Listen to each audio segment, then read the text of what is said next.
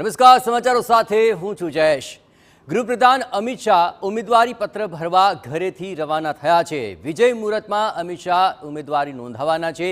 ગઈકાલે અમિત શાહે 7 વિધાનસભા બેઠકો ઉપર રોડ શો કરીને પ્રચાર કર્યો હતો।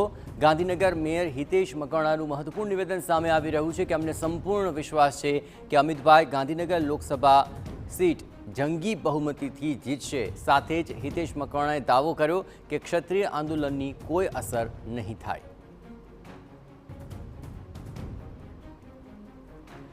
ગઈકાલે આખો દિવસ 7 અલગ અલગ વિધાનસભા ક્ષેત્રોની અંદર રોડ શો કરીને અમિત શાહે પ્રચાર તેજ કર્યો હતો અને આજે હવે ઉમેદવારી પત્ર ભરશે। આજે વિજય મુહૂર્તની અંદર તેઓ ઉમેદવારી પત્ર ભરવાના છે અને ઘરેથી તેઓ ઉમેદવારી પત્ર ભરવા માટે નીકળી ચૂક્યા છે। જોકે શાહે રણટંકાર કર્યો છે અને પ્રચંડ પ્રચાર સાથે જીતનો હુંકાર ભર્યો છે। ત્યારે આ વખતે મહત્તમ લીડથી આ બેઠક જીતશે તેવો દાવો પણ હાલ કરવામાં આવી રહ્યો છે। પણ થોડી જ વારમાં અમિત શાહ ઉમેદવારી પત્ર ભરવા માટે ત્યાં પહોંચીને ઉમેદવારી નોંધાવી દેશે। વિજય મુહૂર્તની અંદર આ ઉમેદવારી નોંધાવવાની છે। વિજય મુહૂર્તની અંદર જ અમિત શાહ પોતાનું ઉમેદવારી પત્ર સબમિટ કરવાના છે। તો 10 કલાકમાં 6 વિધાનસભા બેઠકો તેમણે કવર કરી હતી અને મેગા પ્રચાર બાદ હવે ઉમેદવારી પત્ર ભરવા અમિત શાહ પહોંચી રહ્યા છે।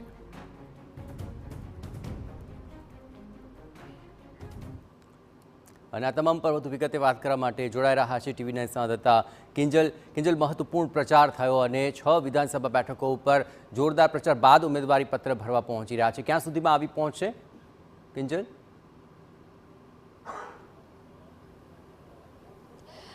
12:39નું વિજય મુહૂર્ત છે। વિજય મુહૂર્તમાં જ અમિત શાહ પોતાનું ઉમેદવારી ફોર્મ છે તે ભરવાના છે। જે રીતે ગુજરાત આખામાં 5 લાખની લીડની વાત કરવામાં આવી છે, પરંતુ કેન્દ્રીય ગૃહપ્રધાન અમિત શાહની લોકસભાની વાત કરવામાં આવે તો ત્યાં કાર્યકર્તા સ્વયંભૂ રીતે 10 લાખની લીડ આપવામાં આવશે તે પ્રકારની જે તૈયારીઓ છે તે બતાવી છે, તે પ્રકારની વાત છે તે કરવામાં આવી છે। અને તમામની વચ્ચે ગઈકાલે જે રીતે એક પાવર પેક પરફોર્મન્સ જોવા મળ્યું, શક્તિ પ્રદર્શન જોવા મળ્યું અને ત્યારબાદ 12:39નું વિજય મુહૂર્ત છે તે જોવા મળી રહ્યું છે। આપ જોઈ શકો છો કે તેને લઈને જે સુરક્ષા વ્યવસ્થા છે તે જડબેસલાક કરી દેવામાં આવી છે।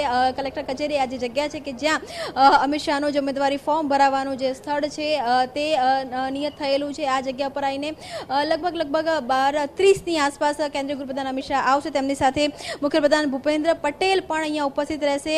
જો ડમી ઉમેદવારની વાત કરવામાં આવે તો ડમી ઉમેદવાર તરીકે અશોક પટેલે તેમનું ફોર્મ છે, અશોક પટેલ દ્વારા ગઈકાલે ડમી ઉમેદવાર તરીકેનું ફોર્મ છે તે ભરી દેવામાં આવ્યું છે। અને જે રીતે કેન્દ્રની જે રણનીતિ હતી કે જ્ઞાન 4 જે ફેક્ટર છે, ગરીબની વાત કરવામાં આવે, યુવાની વાત કરવામાં આવે, અન્નદાતાની વાત કરવામાં આવે અને નારી શક્તિની વાત કરવામાં આવે તો જ્યારે 4 ટેકેદારો હોય છે, આ 4 ટેકેદારો પણ આ જ સમૂહમાંથી રહેવાના છે। આજે જે ટેકેદારોની વાત કરવામાં આવે તો જે લાભાર્થી છે તેમાંના એક જે ગરીબ લાભાર્થી છે તેમને ટેકેદાર તરીકે બનાવવામાં આવ્યા છે। યુવા પેઢીમાંથી એક યુવાને ટેકેદાર તરીકે બનાવવામાં આવ્યા છે। મહિલાઓમાંથી ઓબીસી મહિલામાંથી એક મહિલાને ટેકેદાર બનાવવામાં આવ્યા છે અને ખેડૂત ટેકેદાર તરીકે અહીંયા બનાવવામાં આવ્યા છે। 12:39નું વિજય મુહૂર્ત છે। મુખ્યપ્રધાનની સાથે લગભગ 12:30ની આસપાસ કેન્દ્રીય ગૃહપ્રધાન અહીંયા પહોંચે તે પ્રકારની શક્યતા અત્યારે જોવા મળી રહી છે।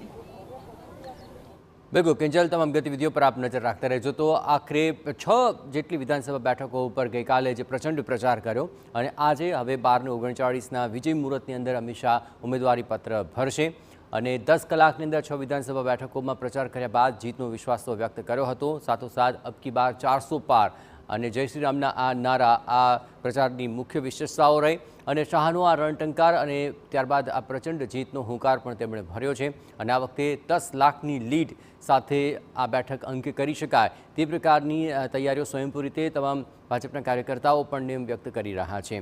જોકે આ બેઠક ઉપર પરંપરાગત રીતે ભાજપ જીતતું આવ્યું છે અને આ વખતે અમિત શાહ અહીંથી જ્યારે લડી રહ્યા છે ત્યારે આ વખતે સૌથી વધુ લીડ સાથે આ બેઠક કેવી રીતે જીતી શકાય તે માટેનું માઇક્રો પ્લાનિંગ કરવામાં આવ્યું છે।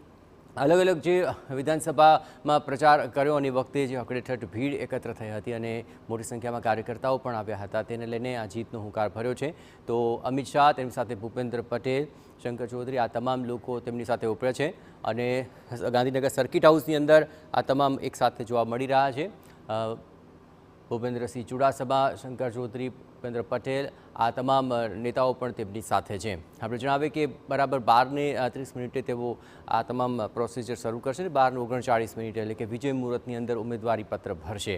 તો અમિત શાહ ઉમેદવારી પત્રક ભરે એ પહેલાં તમામ સર્કિટ હાઉસની અંદર નેતાઓ સાથે જોવા મળી રહ્યા છે અને આજનો દિવસ એટલા માટે પણ ખાસ બની રહેશે કારણ કે ગાંધીનગર લોકસભા બેઠક ઉપર આ વખતે મહત્તમ લીડ સાથે જીતવાનો હુંકાર ભરવામાં આવ્યો છે. આમ તો 26 લોકસભા બેઠકો જે છે તે પર 5 લાખથી વધારે લીડથી જીતી શકાય તે માટેનો પહેલેથી જ પ્રયાસ કરવામાં આવી રહ્યો છે, પરંતુ જે હાઈ પ્રોફાઇલ બેઠકો છે ત્યાં આ વખતે લીડનું માર્જિન વધે તે માટેનું માઇક્રો પ્લાનિંગ કરવામાં આવ્યું છે. તો અમિત શાહ ગઈકાલે આખરે ચૂંટણી પ્રચાર અને આજે ઉમેદવારી પત્ર ભરી રહ્યા છે, ત્યારે મહત્વપૂર્ણ રાજકીય અગ્રણીઓની હાજરીમાં તેઓ આજે ઉમેદવારી પત્ર ભરવા જઈ રહ્યા છે. 12:39 આજનું વિજય મુહૂર્ત છે અને તેની અંદર શાહ ઉમેદવારી પત્ર ભરશે અને પહેલાં અહીં થોડી જ વારમાં જે તમામ પ્રોસિજર પૂર્ણ કરાશે પહેલાં તમામ મહત્વપૂર્ણ નેતાઓની હાજરી પણ ત્યાં જોવા મળી રહી છે.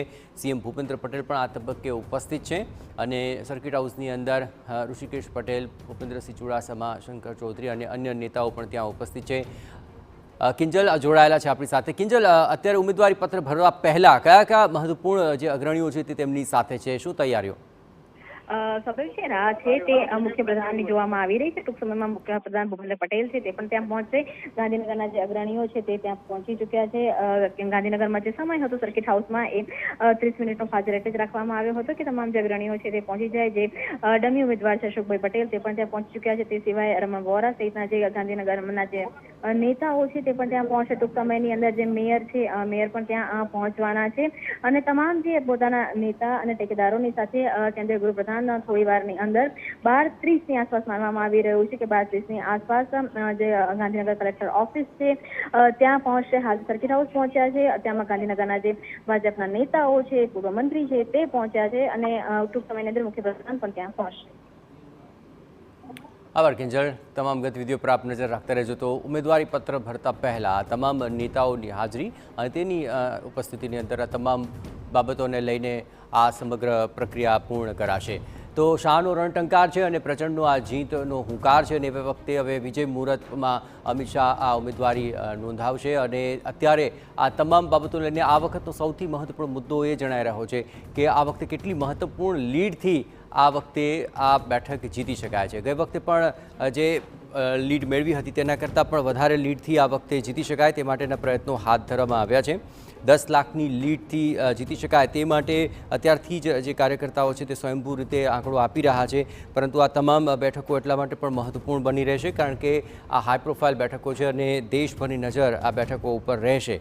અને ઉમેદવારી નોંધાવવાનો આજે જ્યારે છેલ્લો દિવસ છે ત્યારે ગાંધીનગરમાં અમિત શાહ 5 ટાકેદારો સાથે આ ફોર્મ ભરશે અને લોકસભાની ચૂંટણીઓને લઈને હવે ગણતરીના જ દિવસો બાકી રહ્યા છે, ત્યારે ઉમેદવારી નોંધાવવાની આજે છેલ્લી તારીખ અને ગઈકાલે કેટલીક બેઠકો ઉપર જે ઉમેદવારી નોંધાવાય ત્યારબાદ ગાંધીનગરની અંદર હવે અમિત શાહ આજે થોડી જ વારમાં ઉમેદવારી પત્ર ભરશે. તો જોવા જઈએ તો આ તમામ બેઠકની અંદર જે ગણિત છે તેને સમજવાનો જો પ્રયત્ન કરીએ, 7 વિધાનસભા બેઠકો અને તેની અંદર પ્રચંડ પ્રચાર કરવામાં આવ્યો. એક જ દિવસની અંદર માત્ર 10 કલાકની અંદર 6 અલગ અલગ વિધાનસભા બેઠકો ઉપર રોડ શો કરવામાં આવ્યો અને એ સાથે આ બેઠક ઉપર પ્રચંડ પ્રચાર કરવામાં આવ્યો અને આજે ઉમેદવારી પત્ર ભરવા માટે તેઓ જઈ રહ્યા છે. અને ગઈકાલની જે સભા સંબોધન રહ્યું તે પણ અત્યંત મહત્વપૂર્ણ રહ્યું અને કેન્દ્ર સરકારની જે મહત્વપૂર્ણ યોજનાઓ રહી અને જે કાર્યો રહ્યા તે જનતા સમક્ષ મુકાયા હતા. તો શાહ ઉમેદવારી પત્ર ભરવા માટે ત્યાં પહોંચી ચૂક્યા છે અને વિજય મુહૂર્તની અંદર અમિત શાહ ત્યાં ઉમેદવારી નોંધાવશે.